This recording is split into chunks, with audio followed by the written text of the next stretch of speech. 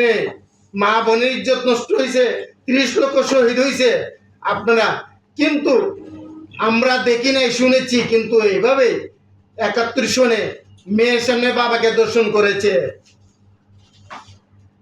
স্ত্রীকে ভাই বোন আত্মীয় স্বজনে দর্শন করেছে। এগুলাই তো এখন দেখতেছি। আমরা এগুলা চাই না।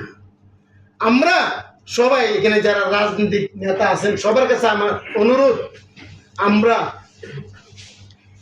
এইভাবে যদি আমরা ছাড় দেই, আপনার মেয়ে দর্শন হবে, আপনার স্ত্রী দর্শন হবে, আর দর্শন হতে দিব না। আমরা একজুট হয়ে আমরা জাতীয় জোট করেছি, খুব শীঘ্রই আপনার প্রকাশ হবে, সে বাংলাদেশের ইতিহাসের সেরা জোট হবে। যে আজকে শুভ দিনে অশুভ কথা বলবো না, শুভ দিনে অশুভদের কথা বলে আমি সময় নষ্ট করতে চাই না। কাজে এখানে যারা আছে মঞ্চে বসে আছে সবাই কিন্তু দেশ চালাবে, লিখে রাখেন ইনশাআল্লাহ।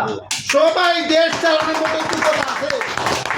আপনি আজকে থেকে লিখে রাখেন, এই 2025 সালে এটা উবাদুল কাদেরের খেলা না, আমি উসমানের খেলা না, এটা এই কি খেলা, এই 2025-এর শেষে বুঝতে পারবেন।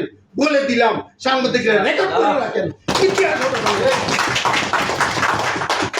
যাই হোক, আমাকে দিছে আসলে সভাপতি মানে সবার শেষে 2 মিনিট কথা বলে বেশি। যাই হোক, আমি আর দীর্ঘায়িত করবো না, ভুল হলে ক্ষমা করবেন। বক্তব্য দিব সেই দিন, যেদিন জুট আত্মপ্রকাশ করবো, মাটি কাঁপে বাংলাদেশে একটা ভূমিকম্প সৃষ্টি হবে।